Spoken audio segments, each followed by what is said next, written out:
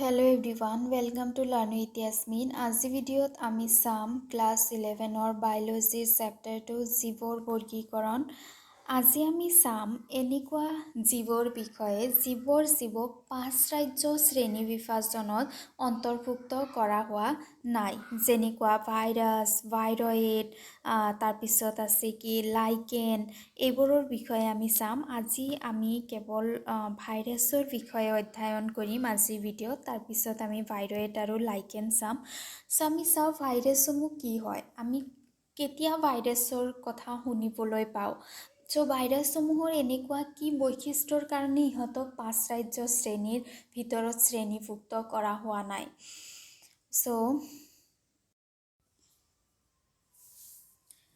আমি ভাইৰাছৰ বিষয়ে জানিম। এই যিটো ভাইৰাছ শব্দটো আছে, ভাইৰাছ শব্দটো আমি কেতিয়া শুনিবলৈ পাওঁ, যেতিয়া কাৰোবাৰ ভাইৰেল ডিজিজ হয়নে, ভাইৰেল জ্বৰ, ভাইৰেল কাহ বা ভাইৰেল চৰ্দি। যেতিয়া ভাইৰেল হয় তাৰমানে কি হয় যে এজন ব্যক্তিৰ যদি হৈছে সেইটো তাৰ চাৰিওফালে থকা যিমান ব্যক্তি আছে সিমান ব্যক্তিৰ দেহলৈকে এইটো ৰোগ বিয়পি যায়। তেনেকুৱা ৰোগসমূহক ভাইৰেল বুলি কোৱা হয়, আৰু এইটো কোৱা হয় যে এইবোৰ ভাইৰাছৰ দ্বাৰা হোৱা ৰোগ। আৰু এতিয়াতো ভাইৰাছৰ কাৰণে এটা মহামাৰী হৈ গ'ল, ৰাইট। COVID-19 কৰোণা ভাইৰাছৰ কাৰণে হৈছে, গতিকে ভাইৰাছ নামটো এইটো বহুত পপুলাৰ হৈ গৈছে আফটাৰ কৰোণা ভাইৰাছ। এই যিটো ভাইৰাছ আছে, ভাইৰাছে আমাৰ জীৱনত বহুত অসুবিধাৰ সৃষ্টি কৰিব পাৰে। যদি ভাইৰাছৰ ইমান অস্তিত্ব আছে তেনেহ'লে ভাইৰাছক কিয় কোনো ধৰণৰ শ্ৰেণীভুক্ত কৰা হোৱা নাই। আমি 5 ৰাজ্য শ্ৰেণী বিভাজন পঢ়িছোঁ। 5 ৰাজ্য শ্ৰেণী বিভাজন যেতিয়া কৰা হৈছিল তেতিয়া এই 5 ৰাজ্যৰ ভিতৰত কোনবোৰ জীৱক অন্তৰ্ভুক্ত কৰা হৈছিল। 5 ৰাজ্যৰ ভিতৰত জীৱিত জীৱসমূহক অন্তৰ্ভুক্ত কৰা হৈছিল, কিন্তু এই যিটো ভাইৰাছ আছে ভাইৰাছটোক জীৱিত নহয়, ভাইৰাছ নিৰ্জীৱ হয়, সেইকাৰণে ভাইৰাছৰ কি হোৱা নাই, কোনো ধৰণৰ শ্ৰেণী বিভাজন হোৱা নাই। নহ'লে ভাইৰাছকো কোনো এটা ৰাজ্যৰ ভিতৰত শ্ৰেণী বিভাজন কৰা গ'লহেঁতেন যদি নন লিভিং নহ'লহেঁতেন।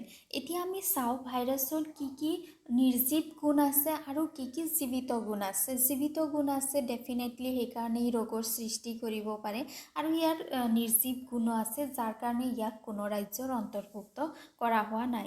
আমি প্ৰথমতে চাম ভাইৰাছৰ কি কি নিৰ্জীৱ চৰিত্ৰ আছে, নিৰ্জীৱ বৈশিষ্ট্য আছে। ভাইৰাছৰ কোনো ধৰণৰ জীৱিত উপাদান নাই, আমি জানো যে যিবোৰ জীৱিত জীৱ আছে, জীৱিত জীৱৰ দেহটো কিহৰ দ্বাৰা গঠিত হয়, জীৱিত জীৱৰ দেহটো কোষৰ দ্বাৰা গঠিত হয়নে। আমি জানো যে জীৱিত জীৱৰ দেহত কি থাকে, কোষ থাকে। কোষসমূহ লগ লাগি পেলাই তাৰ পৰা কলা গঠন হয়, কলা লগ লাগি পেলাই তাৰ পৰা অংগ গঠন হয়, অংগ লগ লাগি পেলাই অংগতন্ত্ৰ গঠন হয়, আৰু অংগতন্ত্ৰসমূহ লগ লাগি পেলাই জীৱৰ দেহ গঠন হয়। কিন্তু এই ভাইৰাছৰ দেহত কোনো ধৰণৰ কোষ নাই। তাৰপিছত ভাইৰাছৰ দেহত চেল মেমব্ৰেন নাই, যিহেতু চেলে নাই, কোষে নাই, গতিকে কোষাৱৰণ ক'ৰ পৰা থাকিব, কোষাৱৰণ নাই। ভাইৰাছবোৰ লৰচৰ কৰিব নোৱাৰে। জীৱিত জীৱসমূহ সাধাৰণতে লৰচৰ কৰিব পাৰে উদ্ভিদৰ বাহিৰে বাকীবোৰ, কিন্তু যিবোৰ ভাইৰাছ আছে ভাইৰাছবোৰ লৰচৰ কৰিব নোৱাৰে, একেটা ঠাইতে থাকে। ভাইৰাছৰ দেহত কোনো ধৰণৰ বিপাক ক্ৰিয়া নহয়। বিপাক ক্ৰিয়া জীৱিত জীৱৰ এটা বৈশিষ্ট্য হয়। জীৱিত জীৱৰ দেহত অনবৰতে বিপাক ক্ৰিয়াসমূহ চলি থাকে।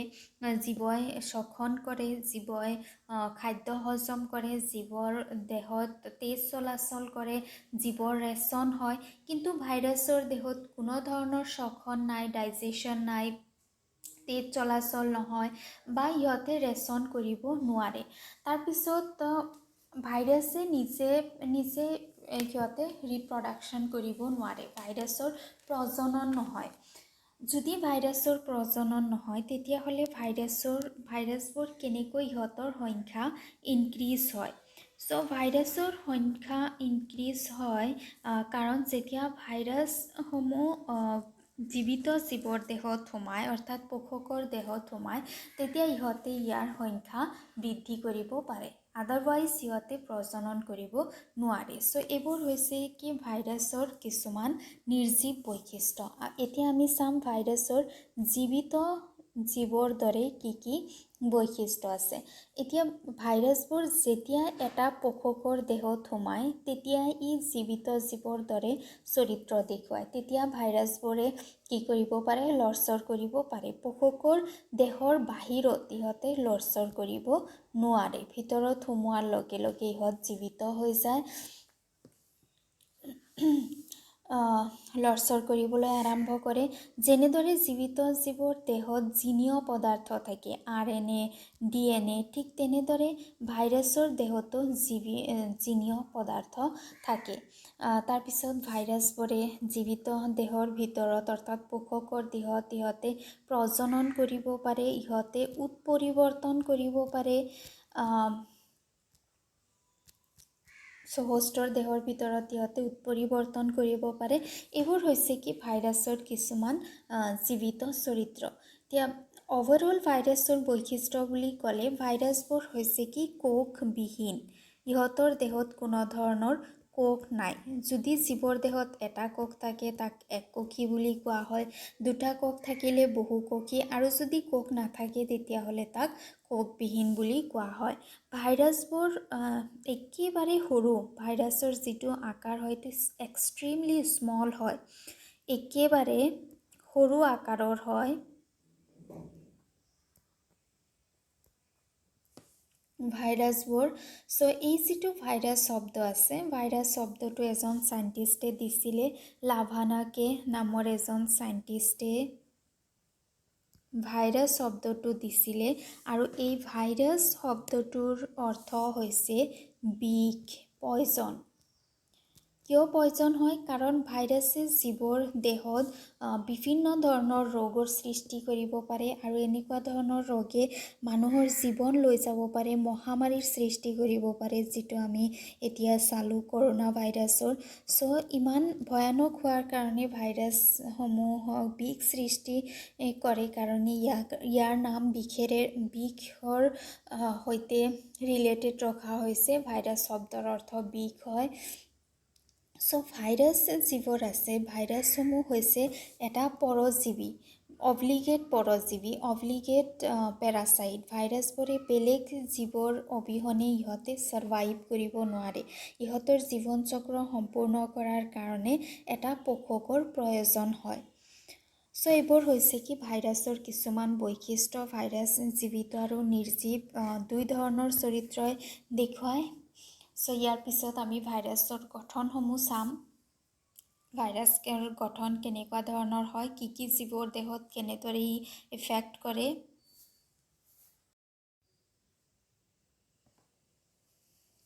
চ' হোৱাইটিকাৰে যি 5 ৰাজ্য শ্ৰেণী বিভাজন কৰিছিল বৰ্গীকৰণত, তাত কিছুমান কোষবিহীন জীৱৰ কথা উল্লেখ কৰা হোৱা নাই, যেনেকুৱা ভাইৰাছ, ভাইৰয়েড, লাইকেন, আৰু সিহঁতৰ বিষয়ে এতিয়া আমি বেলেগকৈ আলোচনা কৰি আছোঁ।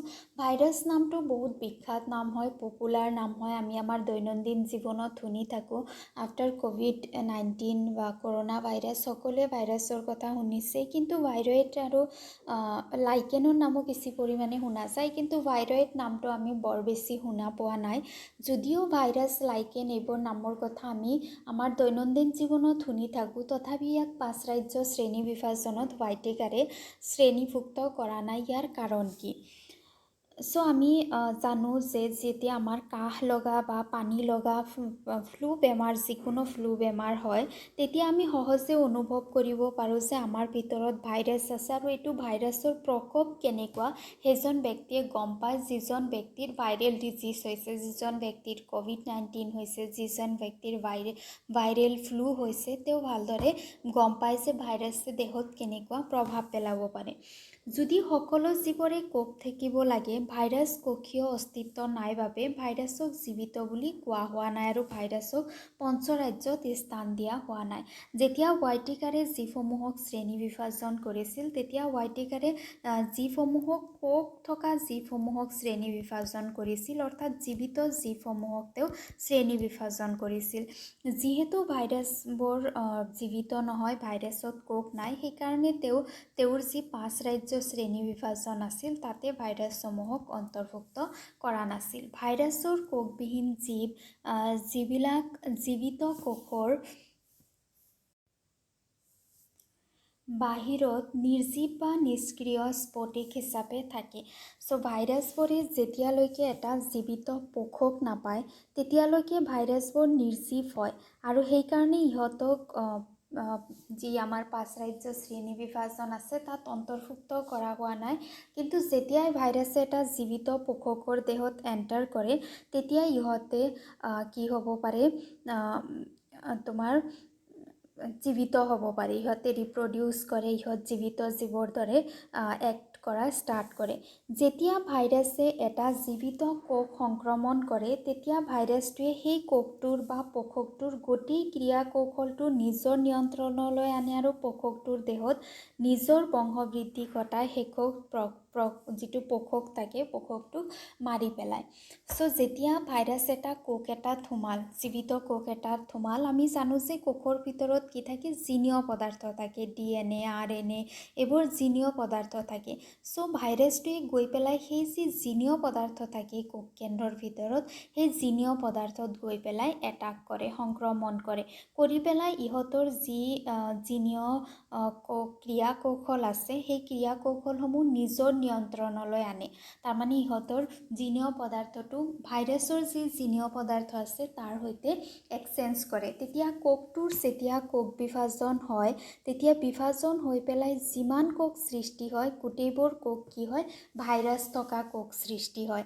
এনেদৰে ভাইৰাছে ইয়াৰ বংশবৃদ্ধি কৰিবলৈ আৰম্ভ কৰে। তাৰপিছত পোষকটোৰ দেহত ইমান ভাইৰেল কোষৰ সৃষ্টি হয় যে ই লাহে লাহে মৰি যায়। পোষকটো লাহে লাহে মৰি যায়। আমি ক'ভিডৰ ক্ষেত্ৰত দেখিছোঁ কিমান মানুহ মৰিছে, ৰাইট।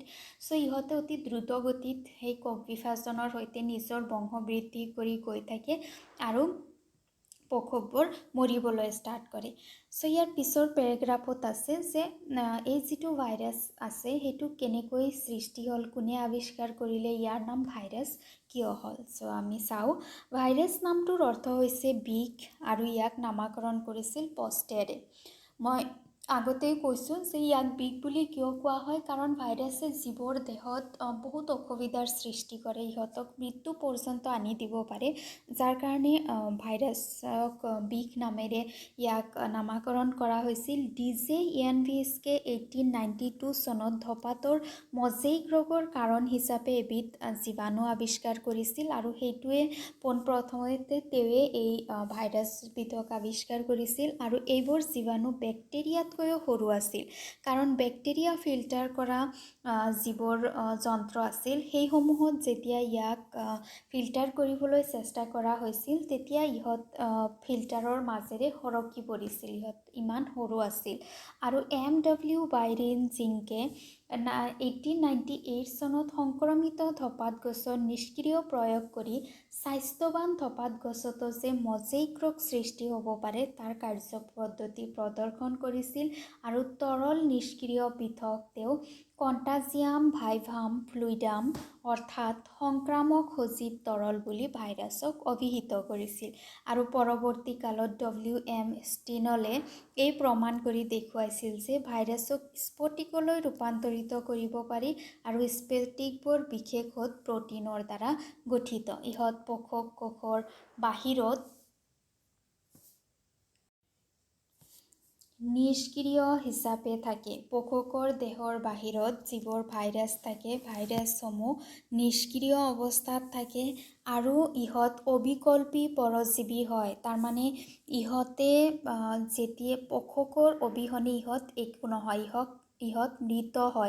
ইহঁতৰ লাইফ চাইকেল সম্পূৰ্ণ কৰাৰ কাৰণে পোষকৰ প্ৰয়োজন হয়। পোষকৰ ওপৰত ইহঁত সম্পূৰ্ণৰূপে ডিপেণ্ডেণ্ট হয়। সেইকাৰণে ইহঁতক অবিকল্পী পৰজীৱী বুলি কোৱা হয়। প্ৰটিনৰ উপৰিও ভাইৰাছৰ দেহত DNA, RNA নামৰ নিউক্লিক এচিডো পোৱা যায়। কেতিয়াও দুবিধ একেলগে কোনো ভাইৰাছতে নাথাকে। DNA, RNA এবিধ নাথাকে, দুটা যিকোনো এটা থাকে। এটা ভাইৰাছ সদায় নিউক্লিয় প্ৰটিন আৰু আনুবংশিক উপাদানবিলাকৰ সংক্ৰামক হয়। ইহঁতে সদায় যিবোৰ আনুবংশিক পদাৰ্থ থাকে সেইসমূহৰ প্ৰতি ইহঁত সংক্ৰামক হয়। সাধাৰণতে উদ্ভিদ সংক্ৰমণ ঘটোৱা ভাইৰাছবিলাকৰ এক তন্তু বিশিষ্ট RNA থাকে আৰু প্ৰাণী দেহত সংক্ৰমণ ঘটোৱা ভাইৰাছৰ দেহত এক তন্তু বিশিষ্ট অথবা দ্বিতন্তু বিশিষ্ট RNA অথবা দ্বিতন্তু বিশিষ্ট DNA থাকে। বেক্টেৰিয়া ভাইৰাছ বা বেক্টেৰিঅফেজত যিবিলাক ভাইৰাছে বেক্টেৰিয়াক সংক্ৰমণ কৰে সেইবিলাকৰ দ্বিতন্তু বিশিষ্ট ভাইৰাছ থাকে। এতিয়া চোৱা ইয়াৰ মানে কি কৈছে যে যিবোৰ উদ্ভিদ ভাইৰাছ থাকে, উদ্ভিদ ভাইৰাছ মানে কি, যিবোৰ ভাইৰাছ উদ্ভিদৰ দেহত সোমাইছে সেইবোৰক উদ্ভিদ ভাইৰাছ বুলি কোৱা হয়। যিবোৰ উদ্ভিদ ভাইৰাছ আছে সেইবোৰৰ দেহত যিটো নিউক্লিক এচিড থাকে বা যিটো জিনীয় পদাৰ্থ থাকে সেইটো হৈছে এক সৰ্পিল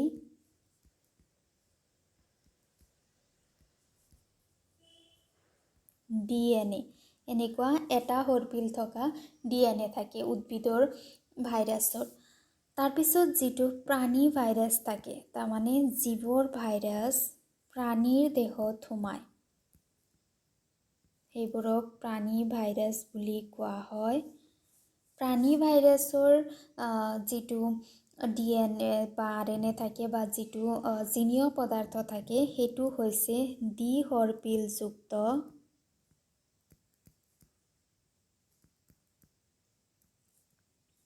DNA or RNA। আৰু যিটো বেক্টেৰিয়াৰ ভাইৰাছ থাকে যাক বেক্টেৰিঅফাজ বুলি কোৱা হয়। বেক্টেৰিঅফাজৰ ভিতৰত যিটো জিনীয় পদাৰ্থ থাকে সেইটো হৈছে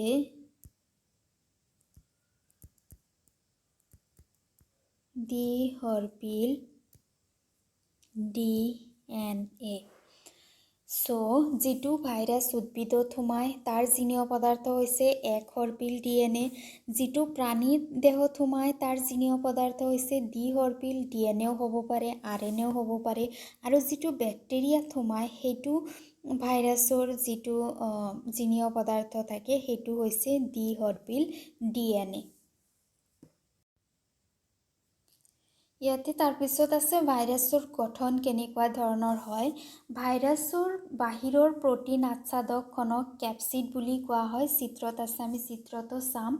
আৰু কেপচিডখনত কিছুমান প্ৰটিন উপ একক থাকে যাক কেপছ'মিয়াৰৰ দ্বাৰা গঠিত আৰু ইয়ে নিউক্লিক এচিডবোৰক সুৰক্ষা দিয়ে। এই কেপছ'মিয়াৰবিলাক সৰ্পিল আকাৰে বা বহুতলীয় জ্যামিতিক আকাৰত সজ্জিত হৈ থাকে। আমি চিত্ৰৰ সহায়ত চাই আছোঁ। ভাইৰাছবোৰ হৈছে সাধাৰণতে নিউক্লিয় প্ৰটিন, ৰাইট? আমি পাই আহি আছোঁ যিবোৰ ভাইৰাছ আছে সেইবোৰ নিউক্লিয় প্ৰটিন হয়। দেহতো প্ৰটিন আছে আৰু ইহঁতৰ জিনীয় পদাৰ্থ আছে। জিনীয় পদাৰ্থ কি আছে? RNA বা DNA জিনীয় পদাৰ্থ আছে। কেতিয়াবা একসৰ্পিল হয়, কেতিয়াবা দ্বিসৰ্পিল হয়। ইহঁতৰ দেহত এই ৰঙা ৰঙা যিবোৰ দেখা গৈ আছে, ৰঙা ৰঙা এইবোৰ হৈছে RNA, ইহঁতৰ জিনীয় পদাৰ্থ। আৰু এই RNAৰ বাহিৰত চোৱা গ্ৰীণ ৰঙৰ এনেকুৱা কিছুমান আৱৰণ আছে, এনেকুৱা গুট গুট গ্ৰীণ ৰঙৰ আছে। সেইবোৰক কি বুলি কোৱা হয়? কেপচিড বুলি কোৱা হয়। আৰু এই কেপচিডবোৰ কেপছ'মিয়াৰৰ দ্বাৰা গঠিত।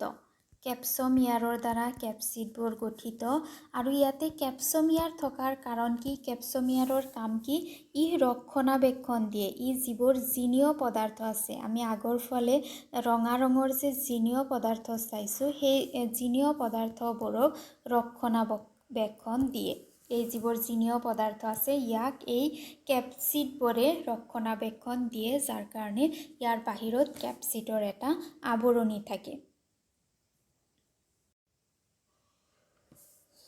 ভাইৰাছে বিভিন্ন ৰোগ যেনে পিঠা খোৱা ৰোগৰ কেইটামান চিমটম হৈছে যেনেকুৱা মাংসপেশীৰ বিষ হয় মূৰৰ বিষ হয় পেটৰ বিষ হয় জ্বৰ হয় কেতিয়াবা মানুহে শুনা শক্তি হেৰুৱাই পেলাই হিয়াৰিং লছ হয় আৰু বহুত চিমটমছ আছে সেইটো হৈছে পিঠা খোৱা ৰোগ বসন্ত ৰোগ আমি সকলোৱে জানো পক্স ওলাই সৰু সৰু গাত তাৰপিছত হাৰ্পিছ ৰোগত গাত পেইন হয় গা খোজাই ঘাঁ হয় ইনফ্লুৱেঞ্জা ৰোগত ফিভাৰ হয় মানুহৰ ডিহাইড্ৰেশ্যন হয় দেহত পানী কমি যায় এনেকুৱা ধৰণৰ বিভিন্ন ৰোগৰ লগতে মানুহৰ দেহত এইডছ ৰোগো ভাইৰাছে সৃষ্টি কৰে এইডছ হৈছে এনেকুৱা এবিধ ৰোগ যিটো ৰোগৰ কোনো ধৰণৰ ট্ৰিটমেণ্ট নহয় এইটো ৰোগত মানুহৰ যি অসংক্ৰাম্যতা থাকে ইমিউনিটিটো কমি আহে যাৰ ফলত যিকোনো ৰোগে সোনকালে